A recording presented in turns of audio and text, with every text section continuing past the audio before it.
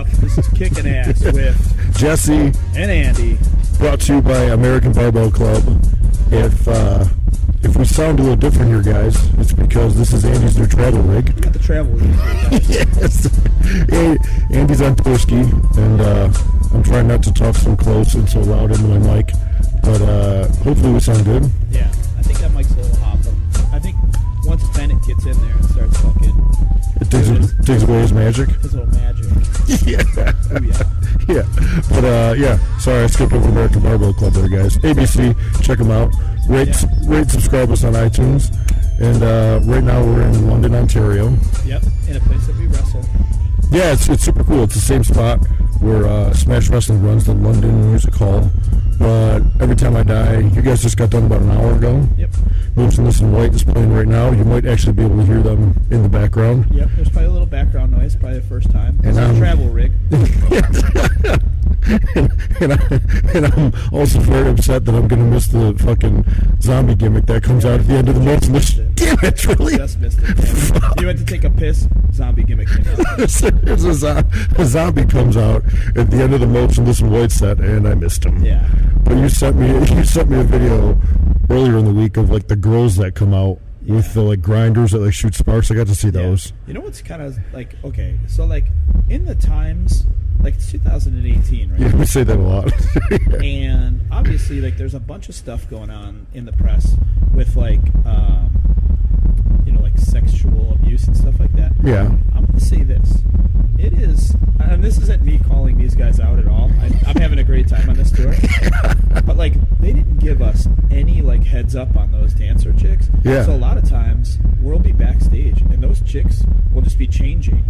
They'll just be naked. And, like, you're, like, it's fucked. Like, dude, there was no, like, hey, guys, we got, like, some chick dancers. Yeah, there's girls touring, going to be changing. Yeah. Okay, so this isn't me. I'm not, like, honestly, I'm not being the pervy guy here that's like, yeah, we didn't get the memo. Hey. The 40-year-old pervy guy? Yeah. Hey, who's his broads on tour? It just would have been a heads up that's like, hey, guys, like, the girls are going to be changing back there. Yeah. So, like, be respectful. Well, especially venues like this, because there's no, like, certain, like, oh, this is the women's area. That's, for sure. Yeah. And like, it's funny, too, because, like, these dudes are, like, I'm going to throw some, I mean, I got to say this, like, Motionless White isn't my cup of tea, but these dudes are fucking awesome. Like, they're really fucking cool dudes. They're the headliners. And it's like, this happens, and I'm sure this happens probably in wrestling over the years. Like, you've been doing it for so long, so it's like, you'll see a dude that, like, doesn't really wrestle the style you like. Yeah. But you can, like, go, oh, shit, you respect that work. Like, the dude can work his ass off. Yeah. Motionless and White are, like, dude, like, it's dudes that grew up just figuring it out. Yeah. So like, all the stuff that you see on stage, it's not like they have, like, this fucking, set director that, like, comes in, like, I'm sure fucking Marilyn Manson or Rob Zombie has. Yeah, it's just real DIY. Like, they just played with some stuff, so, like, which is really cool. Yeah, and I think with that girl thing, they're just not worried about. Like, they're not worrying about it, and I think the girls definitely don't worry. Because that's the kind of thing too, where it's like, you pitch the idea of like, hey, we should have girls on stage, blah blah blah, and then some guys like, yeah, but then we got to worry about where they get changed, and it's just like, okay, so we're not going to have this cool ass setup because you're worried about where the girl. So you said they just don't worry about that kind of shit. No, I mean, but that's okay. Now I was going to ask. I was wondering if they just got girls in every city, or those girls are just on tour with you guys. Yeah, one of the girls. That's great. One of the girls, I think, is one of the dude's girlfriends. Okay. And then the other girl is like one of the dude's ex-girlfriends. Oh wow. Yeah, yeah. I mean, it's interesting. Like, like Hana came out to a show in, like, the West Coast, right? Yeah, somewhere. And, like, we're sitting in the room or whatever, and we didn't have a door in our room, and it just went right into, like, the area where they were, like, changing. Yeah. And, like, I wasn't faced that way. She was faced that way. And she's just like, her head keeps tilting and she keeps looking. And I'm like, what? And she's like, there's just, like, two naked girls right there. And I was like, I just kind of, like put my shoulders up. Like, I mean, the best is like that's like, you know, she probably thinks like, you know, you're like a rocker that's been on tour for 20 years and like that's the norm. Like this shit happens all the time, you know. I think that like that's the respect you kind of have for them. That like you have to remember that they might not be holding an instrument, but they're performers on stage. Yeah. So you just have to respect them as that. Exactly. Like, it's like, okay, you know what? Like, I'm not going to sit here and stare at your butthole. Yeah. I'm not going to stare at your... that's not me. You're just trying to perform like I am. Everybody's a Ken doll.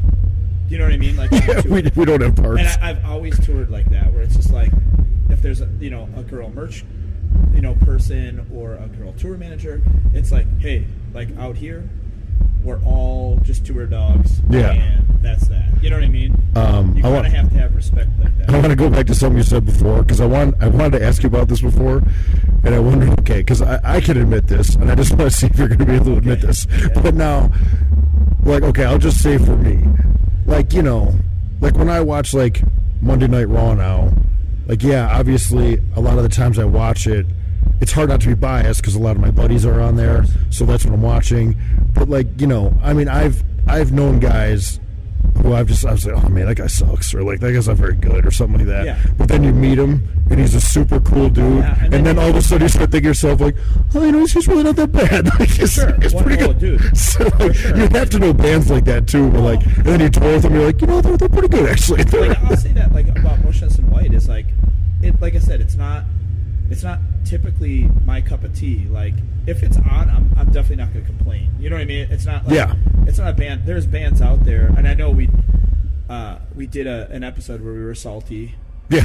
And I'm not salty right now, so I'm not going to say anything about any bands, but I've toured with bands where like every single time I walk out, I'm just like, what a fucking joke. Yeah. You know, and it's just like, fuck, there's tracks playing. These dudes aren't even playing their fucking own shit. Yeah. Like, that's fucked. You know what I mean? And that's like, to me, I just come from a different school like that, where like Motionless in White, they do have tracks and stuff like that, but they also they had a keyboard player for a while. Yeah. And the dude left. So like, you know, you're not going to play those songs without those parts. Yeah, so what are you going to do? You got to play those tracks. Yeah. So like, and it, like, when I watch it, it's funny because, you know, all of us and Every Time I Die, we're all similar in the age group. You're in the age group, and I'm pretty sure you were at the show. You saw Manson play in Buffalo in like 90? Yeah, late 90s, 96 or something like that. We all were at that show. Yeah. All of us. You were at that show. Yep. Mitch was at that show. Mike was at that show. Jordan was at that show. That's awesome. We were all there. That's great. And when he came out on stage on stilts, everyone was like, oh, fuck, this is scary. Yeah, because it was like real dark and smoky and like... And this is just me being a 40-year-old shaved gorilla. Like, when I look at Motionless in White, I don't think that. Yeah. But imagine a 15, 16-year-old kid. Yes, yeah. I have that conversation. It's a very good point. I have conversations with these guys that are, like, not about being scary. Like, yesterday Chris goes, how are we doing tonight? And, you know, the crowd goes crazy. And he goes, unfortunately, nobody's dead. I love that. I think that's fucking awesome. I think the more I think about it, I was like, fuck, that was really cheesy. Like, yeah, if you were 16, you would think that's amazing. That is like the sickest thing in the world. Yeah. So when we first had this conversation at the beginning of the tour, I was like, no way is anyone like looking at this band and thinking like taking it serious. Yeah. Now, I mean, I tour and I watch it, man. Like, it's a fucking show, man. Yeah. And like, I'm thoroughly entertained. Yeah. And then I'm like listening to it. I'm like, fuck, this song is really good. This is really catchy. And you're put into it. And maybe I'm biased because I like the dudes a lot, or you kind of evolve as an adult, and you're not like an angsty young kid, and you watch things for what it is, and like what this is like a theatrical thing. Yeah. And it's just got loud music to it. And now I'm like, fuck, this is cool. And I feel like I would go see a Motionless in White show outside of, you know, tour. Yeah. You know what I mean? I like the idea of like different tours having different gimmicks and stuff. Yeah. Yeah. Two things. Well, one, let me retract for a second.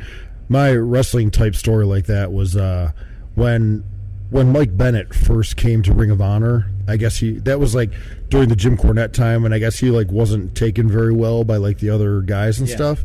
And then someone told me a story of like they were on the road and they needed they were like, oh fuck, I forgot my phone charger.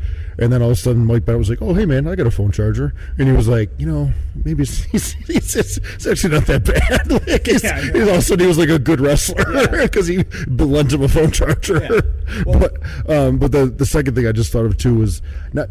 I could be wrong here, but Mitch told me doesn't Acacia Strain do stuff like that? Where Mitch said like they're like super cool guys, but like on stage they're like turn that into a frown and like fuck this and life sucks. I think Vincent used to be like that. Okay. And now he's like Vincent's kind of like posy guy now. Oh, not like sweet. He still like wants the world to end, but like it's not like I love that. That's what like. I love that. That's what Mitch said. Like, they used to be really like that, where it was just like that. And I think it's like at the point in time, like there's this black metal band called The Shining, or Shining, or something like this. It's probably going to get me stabbed somewhere if like someone listens to this. But they're like a black metal band, and like the dude is constantly talking about killing himself. Like how long do you go? I mean, they've been around for like fucking 18, 20 years. Yeah, to the maybe longer. To the point where like And the guy even faked his death before, and then came back. Like it's an obvious gimmick at this point because you wrote 12 albums about killing yourself and you haven't killed yourself yet. Yeah. Like, no, guys, for real, this might be the time. This tour is the one that's going to end. I'm done. Like, that's it. And then it's like, gotta get that one tour. One last tour. And then that's it, though. And then the record comes out. He's like, I had to get one record in. I hit my stride. I'm really inspired. I just watched Breaking Bad.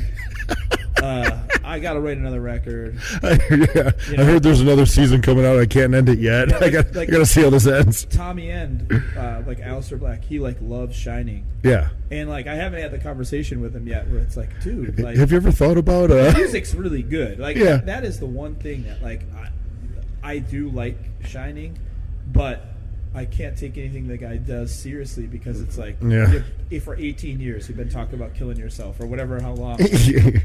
Peace. Like, finally do it and become a legend or whatever the fuck happens. Are they one of those like Norwegian, the whole heavy stuff? They might be from like Sweden. I don't know if they're from Norway, but they're definitely like a black metal band. Hey, what were the good? We've already talked about this on here, but what were the good like documentaries about that? Because I really want to watch those. Well, there was Until Light Takes Us. Yeah, that's the one, the big one, and it's good. It is a good documentary because it kind of gives you the history, and like they talk to like Varg Vikernes, and they talk to what can I think of it right now? Why can't I think of the name right now? Anyways, that's a really good documentary. And then they're coming out with a movie based on this book called The Lord's. Oh, that's we talked about that too. Yeah, that's fucking awesome. I mean, that's gonna be really cool. It's got like some Game of Thrones dude in it, but yeah, and it's cool. Like I guess I never really. There's a lot of things that people have been asking for, and like one is like the only reason why I don't want to talk about guitar stuff and guitar rig stuff is because, and this is no offense to you, you have no idea what I'm talking about. Zero. Yeah. Fucking so, zilch. Like, you guys, I which I do for what people do ask you to talk about on the podcast. Yeah. Fuck. They come up and like, man, I'd love to hear your like take on like different guitars, guitars, amps, pedals. Yeah. But the problem is that this is a podcast with another dude, and he, that's not his world. Doesn't know dog shit about guitars. Yeah, and it's like, that's like me talking about, I don't know. You know what I mean? Like, let's say you. Oh, well, I mean, as far as like, like you're saying, like for you to try and talk about like training, amps and pedals, and I mean, it's just like, it's just over my head. Training and wrestling, it's just like my career path has taken me a different way than Jesse's, and it's like me. I can't train people.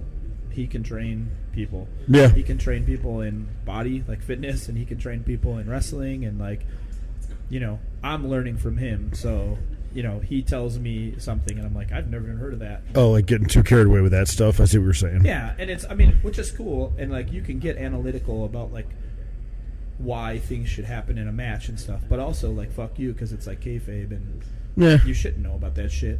Yeah. And when it comes to that, why should I tell you my secrets on guitar? Because it's my secret and I don't want to tell you.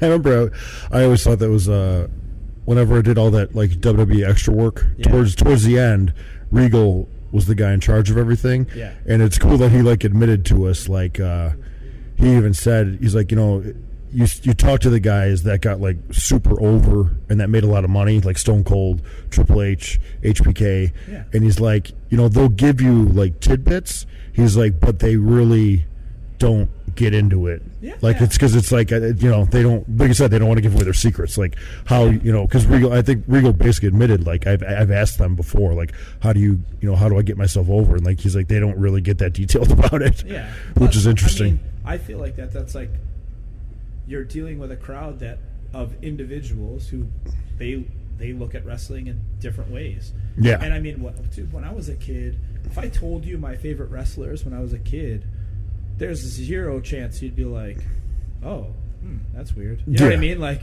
I thought Hot Stuff Getty Gilbert was like the greatest thing in the world. Yeah, like, it wasn't Macho Man, Hulk Hogan, or Ultimate Warrior like me. Yeah. But, and like, I was just looking, I couldn't understand that. I couldn't understand why people thought Muda was like a bad guy. Yeah. Like I saw him. Thought he was awesome. Like the coolest thing in the fucking world. Yeah. Which he was the coolest thing in the fucking world. But now, as an adult, someone would just ask me that, and maybe it was Hana.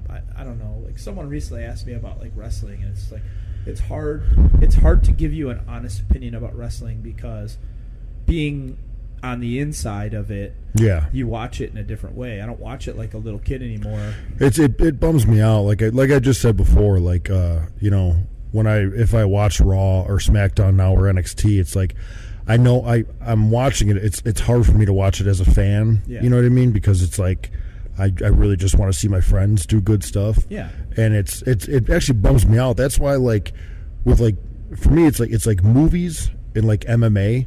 I don't want to know anything because I just want to be able to watch that stuff and enjoy it.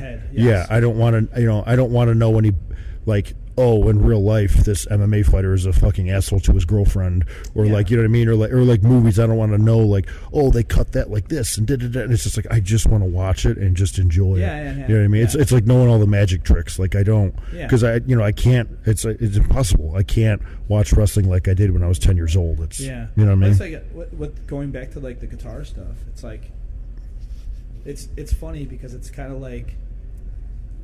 It's almost like talking to like a wrestling snob where it's like in my head, like we've had this conversation before where like you loved Hogan growing up. Yeah. I didn't see it. Yeah. So like in our heads, that's like completely different. The worst thing in the world is when you got a guy that will fight you over it and wants to get into an argument. And that usually happens like I'll post, I've almost every single tour I post the picture of my amp, my pedals, my guitar. Yeah. Every single tour. So it's out there. Uh-huh. You know what I'm using. Yeah. So like I don't have to have the conversation of like why I'm using it or anything like that. Yeah. But then you get a guy that's like, no Marshall?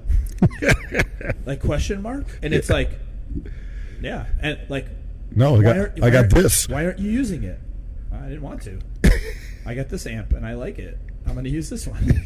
You know what I mean? And then they tell you like, you're crazy. Okay.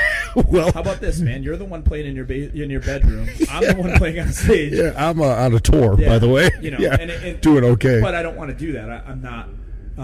I try to be as humble as possible, so I try never to do that, and I'll always post it. But lately, I've been pretty salty about it when people like talk to me about stuff. They start talking shit about what gear you're using. It's not even like talking shit, but they just think, like they think they know me, like.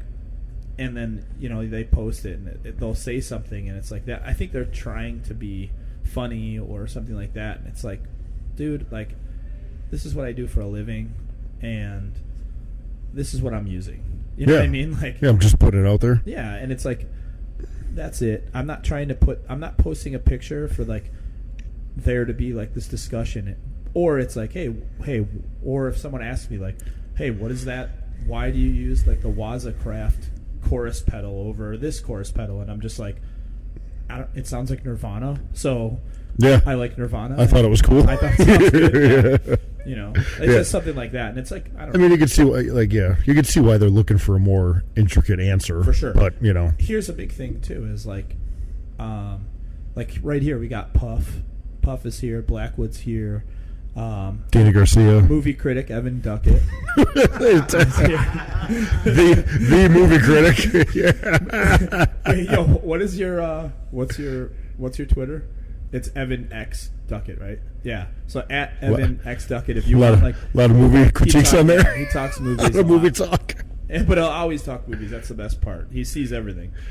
Like what I was to say is like guitar playing, we have 5 wrestlers right here. Yeah. Every single one of us do a different thing. Mm-hmm. But we all do the same thing, right? Yeah, in the end. Right? Yeah. And that's the thing. And like Danny does things that are different than Puff. Puff does things different than Blackwood. You do different things than them, and I do different things than all of you guys. Which is good, because if we all did the same shit, it's like Exactly. It's like what was it, like the early 2000s when they said like WWE, WWF developmental, like everyone that was coming out of there was like cookie cutter. It was like literally, or Randy Orton. It was just like you wore wrestling tights with boots, and you were in shape, and you did the same fucking moves, and it was the same. Yeah, it's like, and like guitar playing is just like everybody's hands are different. So like, I love Marshalls. I've had a Marshall 800 since I was a teenager. I'm 40 years old now. Yeah, and I've been obsessed with the band Turmoil since I've been a teenager. Yeah. And that record, like The Process Of by Turmoil, came out in 2000. I think that was the one I had, yeah. It's fucking amazing. The first hardcore cassette I ever had Earth Crisis, Firestorm on it. Perfect. Into Turmoil. Yeah. Fuck. There was like 2 more on there. I can't think of them off the top of my head, but and it was awesome. Probably Strife. No, it wasn't Strife. No. I never heard much Strife. Integrity? Maybe. Yeah. Strife was from the West Coast, right? Yeah. Yeah, I think that's why I never heard much Strife. Yeah. Fucking awesome. Yeah, I remember definitely Earth Crisis into Turmoil. There was 2 more, and I'll think of them. So that record, like The Process Of, is it's my favorite heavy guitar tone. Yeah. So I got obsessed with it, and I literally, the producer was Steve Evans, who we did 2 records with. I texted him and said, yo, I need to know everything that Turmoil did for that record. Yeah. And he literally has any record that he's ever done, he logs everything down. Oh, that's fucking awesome. And he knows like settings, and he can give you every single pedal. He can give you every single gate that's he great. used, like everything. And he was like, oh, it was a rack mount, early 90s, dual rec, through a dual rec cabinet. And I was like, okay. I went on Reverb, saw one for $900, bought it, bought the cabinet, and now I have the same guitar tone that Turmoil had. That's fucking awesome. You know what I mean? So like that. Didn't you say you did that with a Melvins record too? Yeah, I did it with a Melvins record. Yeah, that's fucking great. And that was like it. Like there was a point in time where I tried to collect all my favorite guitar sounds. It's fucking awesome. It sucks. It's a lot of money. I mean, it's the fact that you just like, oh, that's it, $900. There you go. Yeah. Now I got it. And that, but now I'm happy and I have what I want. And I have or had. I guess I probably don't have anymore. But I had a relationship with Marshall for a really long time. But I never bought anything off him because I had everything. Since I was a kid, and this like Mesa thing, like instantly. I hit up Tim at Mesa, and he was just like, "We'd love to have you." And now I'm a Mesa guy. That's sweet. And it's just, yeah. Hey man, the brothers are taking care of you. But that's what I'm saying is it's just subjective. Everybody's hands are different. It doesn't matter.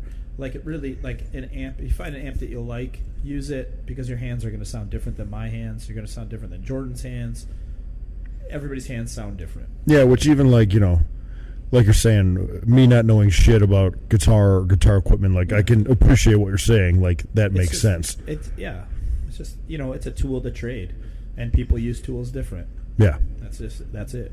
I got a real weird segue, but some dork stuff I saw the other day because we just went to the comic book place that was like a couple doors up. I wish I knew the name off the top of my head. Heroes. Yeah. Heroes on. I think it's on Dundas. Yeah, in London. It's literally right next to the London Music Hall. Yeah, right next to the London Music Hall. Heroes comic book store. We just went there, dude. It was fucking amazing. I didn't get to show you. They had in the back.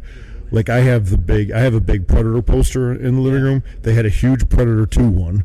It was $50. I almost bought it. See on it? No, it was just like the black and purple like Predator, like in the city. They had a huge Predator 2 one. I was like, fuck. I turned it back. Behind it was the Last Boy Scouts. Whoa, I almost great. Yeah.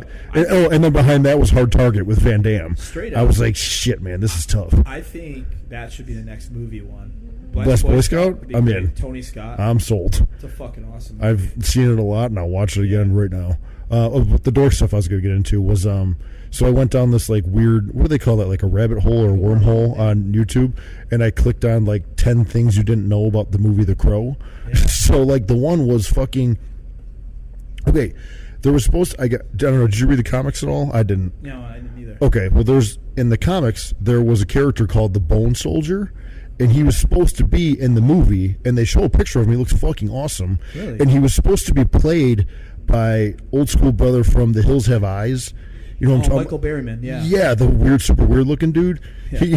I was actually going to look it up, but you just blasted it right out. You don't have to, but yeah. They got that covered. So there's this character, the Bone Cowboy, because he had a cowboy hat on. He had a skull. You said Bone Soldier before. Fuck, I was like, did I? Yeah, I was like, whoa, that's where the Bullet Club got that. No, Bone Cowboy was way cooler. He had like a trench coat, a fucking cowboy hat, like a skull head, and like he was like Bones, like yeah. And fucking brother was gonna play him, and his gimmick was like he was the one who like. You know, when the Crow came back, he like told him like, "Hey, you're here to like kill these guys that killed you." You know what I mean? Like, and they said the one scene he was in was when the Crow, because there was that little girl in the movie with, and then her mom was like a heroin addict, and he goes and kills that dude, and then he grabs the mom's arm and makes the heroin come out, and I guess he's like not allowed to help people, so like the Bone Soldier was telling him like you can't like help people. Fuck, I keep saying Bone Soldier, cool. like a Bullet Club mark. Yeah. But they fucking Bone Cowboy. Yeah, and then at the end of the movie for helping the girl live, he was supposed to be like stuck. Like he told him like if you help her, you can't go back like with your wife and like the afterlife. You have to stay with you have to stay here now. Which I was like, dude, that's like the fucking coolest gimmick ever. And like they took and that and like they showed the clips of what the guy was in the movie. I was like, fuck, man, I can't believe they took that out. Yeah. Especially with fucking old school horror movie guy playing him. There's a character in like the Preacher comics called the Saint of. I was gonna add, like, have you watched all of Preacher? I just watched the first episode. Okay, the first season. Is it on season 2 now? Yeah, I think season 2 is done though. Was season 1 good? I started and I didn't keep up with it. I didn't do season 2. Okay. But season 1 was okay. It was a little slow, but yeah. Hang on. What I saw was cool. Yeah. They because they had some Preacher stuff at the at Heroes up the street there, and I always wanted to check it out more. If you guys have never read the actual Preacher comics, it sounds like your favorite, it's right? my favorite story ever told. Yeah, it's fucking awesome. Yeah, and it's better than the Bible. It's better than like I know a lot of people talk about the Bible being a cool book. Yeah. Preacher's a cooler book. Preacher's got it going on. Yeah, I can't remember what it is. Like it's this. There's a character that looks like Clint Eastwood, and he's a cowboy, and it's the Saint of, I think like the Saint of Killers or something like that. And the dude's awesome. Yeah, it sounds like the Bone Cowboy. Oh, okay, that's fucking sweet. Yeah. Yeah, the first I think I watched like the first 2 or 3 episodes. Laura was watching it too, and then we just fucking fell off. Yeah. But I don't know. It was a cool fucking gimmick they had. Yeah. I mean, the only thing that I'm bummed at is I wish that it was on like an actual cable. I wish like Showtime put it out. Or yeah, I mean AMC gets away with a lot. I mean, but dude, that in that comic book though, it should be way worse. Some fucking crazy. Yeah, shit. They really hit up some. I mean, there's literally a character called Assmouth. Yeah, that's the kid, right? Yeah, it's just. I remember that was the main reason why I saw it. I was like, I have to see what this character looks like. Yeah. It's pretty crazy. The books, man. You read the books. It's crazy. It's real dark stuff. So good though. It's just, and he did. It's Garth Ennis, and he did another series called The Boys. Okay. Which is about like, basically you have serial killer or you have superheroes. And in every single comic book you read, like superheroes just like wreck cities, but they don't have to like pay for it. Yeah, and then whenever it gets like talks about that part. So essentially it's the boys are like a team of like these people who like take this crazy like steroid that makes them just as strong as superheroes just for a quick time, and they just punish superheroes for like fucking up like pedestrians and civilians, and they just fucking destroy. I mean, they kick the shit out of them and stuff like that, and beat them up and like scare the shit out of them. And they like all for like these, ruining stuff. Yeah, that's pretty awesome. Because they like kill innocent people and stuff like that just to get like one. Yeah, one guy. Villain. Yeah, that's like in movies. It's like there's always like a chase and a shootout, but you never see like civilians getting shot or anything. Legit. Except when Mark Wahlberg first it was after Boogie Nights. He did a movie with He did a movie with it's a Japanese brother, and I don't know the guy's name off the top of my head. It was like an action movie with Mark Wahlberg, and like there's a scene where like the same thing, like there's a chase scene and like pedestrians are just getting shot. Is it the dude from The Last Samurai, Ken Watanabe? It might be. I can't think of the name of the movie off the top of my head, but there's just pedestrians getting smoked like on the reg. It's like fuck yeah, man. That's the way Think about the Avengers. Like the first Avengers movie, there's a scene where Hulk turns into Hulk, destroys a building, and nobody says anything. He's just punching holes in a building for no reason. And like throwing people. Yo, legit, he beats up a building for no reason. He hulks out, he puts his fists into a building, and then starts beating up the building. And then for no reason. Yeah. And I was like, I'm sure there's people inside the building and dying. Yeah, exactly. Like there's death happening because the Hulk decides he wants to be a Hulk. Yeah, like falling out the windows. Like yeah, they don't talk about that stuff. Nobody talks about that stuff, man. But people are going to talk about Peter Rabbit. Oh, Peter Rabbit having food allergies. Yeah. What about that? You're going to talk about a cartoon. You're going to get butthurt about a cartoon rabbit, but the Hulk probably killed a 10-year-old girl. Yeah, exactly. Like a little girl. Or at least her mom or dad or something when he threw that building in the air. No one's going to say anything about that. You can't evacuate New York City that fast. Yeah, exactly. And these dudes are just shredding New York. It's the same thing as like Godzilla and like the new fucking Rampage that's coming out. Like, that's they never talk about. But I don't think The Rock is going to be like killing. I don't think The Rock. He's not big enough to like destroy a building. No. But like his friend, who's like an ape, George, is going to go fucking up a building. If monsters that big are fighting, buildings got to be getting fucked up. I mean, that's essentially the video game. If it's based anything on the video game, I hope that's giant creatures fucking up cities. I love that video game. Very cool. Remember, you could reach. You would like climb a building and you could like reach in windows and like eat people. Oh yeah. Like they'd be like a girl taking a shower and you could just grab her and eat her. I hope that happens in the movie. Like just blatant killing. Like, oh, I'm hungry now. I'm a giant alligator. Yeah, like a little big wolf climbing a building. I'm just gonna eat this chick who's taking a shower. Cool. I just did RJ City's.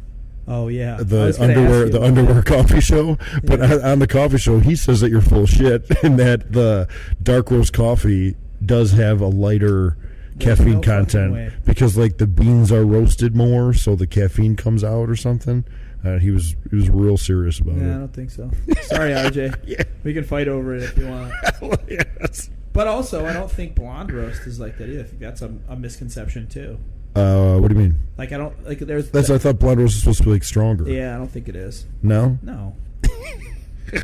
I think that there's different beans, and different beans have more caffeine in it. Yeah. I think that's what it is. That makes a lot of sense. Like an Arabic or something like that might have a stronger taste, but it doesn't necessarily mean that there's like you can go to a truck stop and get the extreme. No, yeah. You know what I mean? Like, it's just like a strong caffeine bean. Yeah, I don't know. You know what I mean? Like, until you're growing coffee, RJ, you don't know shit about coffee. I didn't see. I don't know shit about coffee because I don't grow it. I didn't see any plants around his house. So that's. But then again, it was funny because you did that, and I was going to hit him up and be like, "Dude, can I come do it? I'll drive." Because for some reason, when I said I was doing it, you were like more excited than I was. Way pumped, man. I wanted to do that. You were like, get a boner and fucking knock over your coffee with it, which would have been great. Yeah. I like RJ a lot, so like I think that would be really fun.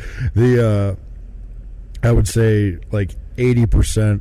It's a good idea. It's like it's a live stream, so he answers questions, and like it's about 80% homosexuals that chime in. So if you were on there, the bears would just be fucking.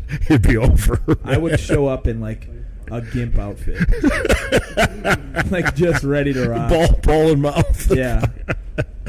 RJ, take a walk. I'm gonna please these men. Yes, it's got nothing to do with coffee. Yeah. I'm gonna get a pump on real quick. I got my bands with me. I'm gonna warm. Yeah. Shit. But that's Wait, did you wear your little banana hammocks? Yeah, the little.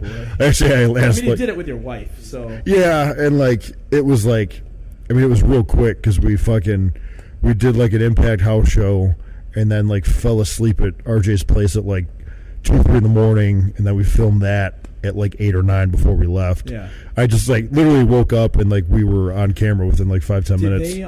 I just did a quick check with Laura, like, is my bulge like distracting or like what? And that was good. You did the show in Windsor? Windsor. And then RJ is with Sienna, and she just bought a house in Detroit. Yeah. So they're like living in Detroit. So wait a second. So you wrestled Joe Doring? No, he was there. Oh, I thought you wrestled Joe Doring. No, fuck. But you would have heard way more about it if I actually wrestled Joe Doring. So sick. Yeah, it was super cool to see him, man. Yeah. Like, I actually I took that pic with him. I meant to put a post up. Like, Joe Doring is just one of the most unsung heroes in pro wrestling. He's fucking awesome. Motherfucker beat brain cancer and is wrestling again. Yeah. Like, fuck. He's like Mr. All Japan, too. Had his head cut open, a brain tumor removed, and he's still wrestling again. Yeah. Like, and a champion of All Japan. He's sick, man. Yeah, it's just such a, like Eddie Kingston, that's like his stuff, is like All Japan back in the day, like the 90s. Is that King's Road? Is King's Road All Japan? Yeah. But like now, All Japan is just not where it was before. It's still rad, though, man. And he's got like, he wears this big fur jacket. He comes out in a cowboy hat. I told you he got it because you put it over. He looks like Kurt Russell from Hateful Eight, and he told like when I brought that up, I was like, yo, man, I was like, my buddy's a big mark for you, and he like, just got this like smile on his face, and I was like, he showed me a pic, and he was like, look how awesome this motherfucker is, and he showed me to Joe. It was like he showed me you with like the big fur coat and the hat. And we were talking about Kurt Russell and Hateful Eight, and he just like got this big smile, and he was like, yeah, I got all that stuff from like the same studio that like made that stuff. So cool. He was like real fired up about it. Yeah, it's like, and it's, I just like this is me saying I love Chris Hero, and I think when Chris Hero put all the weight on, I think his idea of that was like to look like a big gaijin from the 90s or like a big guy, or I mean even the Japanese body. Of course. Yeah. Joe Doring has it. Yeah. Like for real. Like that Joe Doring, you could throw Joe Doring back in that like early 90s, late 80s, like Hansen, Brody, like that whole Vader, like and he would just fit right in. He would, he's almost like in the wrong time zone or something right now. So cool. He literally is. He's that old school Japan fucking big hoss. Yeah. Just and he does, and I feel like a lot of guys have tried to do that poorly, like wear the wrestling cowboy boots and like a hat, and like he fucking does it, man. Yeah, like he pulls it off 100%. Yeah, he's so cool. Yeah, he's I told Laura the story. I wrestled him probably like early 2000s in Niagara Falls because he's originally from Windsor. When he was just doing like Canadian indies, I did a singles match with him. This was when I just moved back to Buffalo, so I wasn't wrestling too much at the time. So I did a show in Niagara Falls, and we worked, and like I was blown up. Like I don't really get. I'm not trying to show off here. I don't get blown up much. Yeah, you don't. And I was like hurting. Like I remember at one point he put me in a hold, and I was like, "Fuck!" Like I was like, "I'm fucking blown up," and he was like, "All right, take it easy." Like it's like, but then like I remember. Basically, then I went to go train. I was like, I gotta fucking start training again. I went to a ring and started training, and I realized, I'm not out of shape. It's just one, the ring was like super stiff, and also Joe was hitting me really hard. He was doing those fucking Rick Rude's pushes your chest into the ropes. When you come back, gives you like the little forearm shiver to the lower back. And it sounded like he was doing like a leg slap on it, but he was just wailing me in the back. And then I didn't feel too bad about it because then I think I said something to Brody Lee or Luke Harper about it afterwards, and he goes, "Yeah, me and Jimmy Olsen worked him in a tag match a couple months before, and like Jimmy Olsen like ran an opening with Joe." And he like did the heel, like cut Joe off, went to go do the heel thing and tag out to Brody. And when he tagged out to Brody, he goes, "He hits really hard." That's awesome. That's great. I could like. I don't really know Jimmy Olsen, Yeah. but I was like, I like Jimmy Olsen. He was really good. He was awesome. Now he's retired. Yeah. But he does like the fake commissioner gimmick. Yeah. For ESW. Yeah, he'll hang out. And it's funny. Like I don't know him, but I can totally imagine him. Yeah. Like almost saying it loud enough where like the crowd could hear it. The front row probably heard it. Yeah, like, exactly. Yeah. It's really hard. Yeah, just so you know, this is what you're walking into. That's great. Yeah, but yeah, Joe's the man, dude. Check out his stuff on YouTube in All Japan. If you like big ass kicking wrestlers, he's the fucking. He's so cool, man. He's the dude, man. There's a match, a really good match on YouTube. It's him versus. I'm gonna always fuck this name up. Daisuke Sakamoto. Okay. But usually it's just Sakamoto, like Sakamoto, SEK Sakamoto. Okay. And the match is awesome. Yeah. Sakamoto's like Japanese Hoss style. Yeah. Just hard hitting, and the match is awesome. Yeah. The match is awesome. I think that might be the match where Joe won the first. He won his. I think the first time he won the All Japan title. I think he won the Triple Crown that time. Yeah. Just sick. Yeah. I love the Heidenreich era Doring. Like TNA, he had like he had blonde hair. Yeah. Yeah.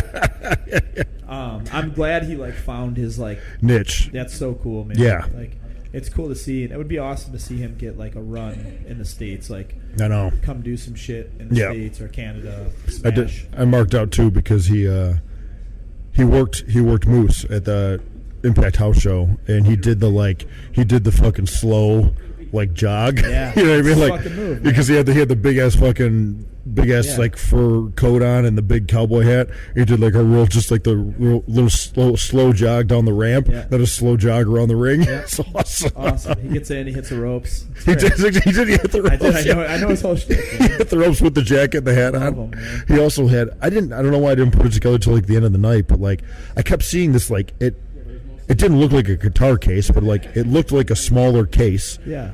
And it had like stickers all over it. And I was like, what the fuck? And then I was like, oh, it's for his hat. He had like a like he put his cowboy hat in. There was like a big case for it. That's so cool. Yeah, because I mean it's like a big legit cowboy hat. He looks awesome. Just look up Joe Doring. He's great. Yeah. And he's got the best shirt ever. He's got a shirt of him throwing a lariat on a guy, and it says "fuck cancer." Yeah. And he's lariating the guy so hard. His head came off, or at the top of his head. A tumor, a cancerous tumor shoots out of the guy's brain. It says "fuck cancer," and he's lariating the guy. Yeah, and like literally the top of his head is missing, and there's a cancer shooting off his brain. It looks like whoever drew like the old like Anthrax shirts. Yeah. Dude, it looks like an old metal shirt. I know. It's so fucking cool. You told me to ask him, and I got that text too late. I was like, it's a good point, because whoever drew that up was fucking sweet. I want them to draw everything. Yeah, it's so cool. Very cool.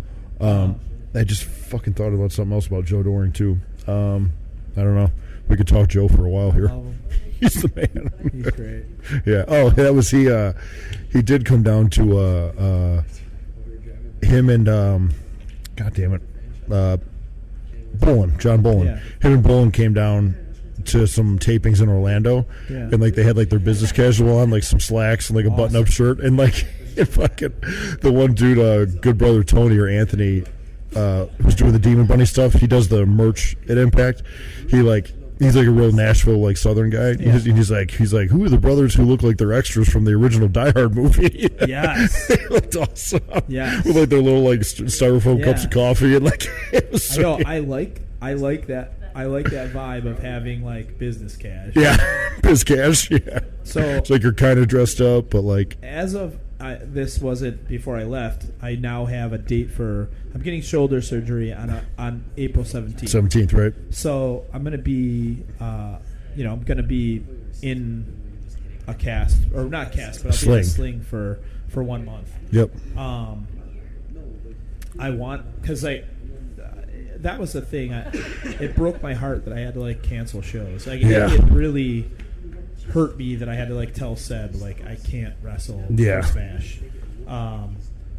Bull James wanted like put the Butcher and the Blade for a Yeah. show, and like I can't. You know what I Yep. mean? And it hurts. Like I said, I told you, I was like, dude, you're getting shoulder surgery. Yeah. It's not like you're canceling these shows to go on a vacation or I know. do something else. But I see what you're saying. I know it's It a just fuck. sucks, man. Yeah, I've never missed an Every Time I Die show. yeah. You know what I mean? So it just, I guess it's just in my work. You know, my work Yeah. ethic is to not cancel. You just make towns. Yeah, and it sucks. So I'm gonna be shoulder surgeried up after April 17th, and like it's knee. For some reason, I wasn't like nervous about knee surgery, but I'm really like every time I think of this like shoulder surgery, like I get that like weird butterfly feeling of like fuck. You know what I mean? Yeah. I've never had that feeling before, and it's Yeah. like the first time I'm like, oh, like life could be different after this. Yeah. And I'm just like, I'm like, because I'm feeling the pain that I'm in now, and it's like, it hurts. Everything I do, it hurts. Yeah. I put my jacket on, it sucks. Take my jacket off, it sucks. Take my shirt off, it sucks. So And it's then- like, it can't be worse. but like telling you, like, I'm right-handed. My right hand is going to be in a sling for Yeah. a month. Yeah. And like, there's going to be When we're on the road, I'm not gonna help you like get dressed and stuff.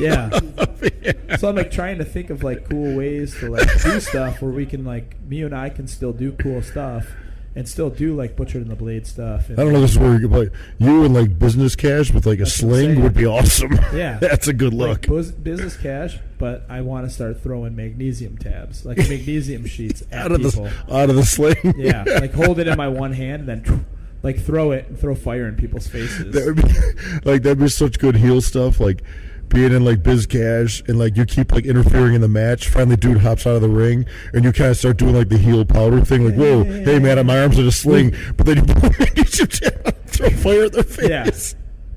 That's what I'm thinking. I like it. Yeah.